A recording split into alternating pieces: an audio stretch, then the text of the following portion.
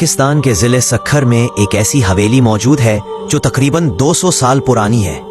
ये हवेली कई सालों से वीरान पड़ी है और यहाँ बेशुमार पर इसरार वाक़यात पेश आ चुके हैं। मकामी लोगों का कहना है कि यहाँ एक औरत को अक्सर देखा जाता है जो रात के वक्त इस खस्ता हाल हवेली में चक्कर लगाती है।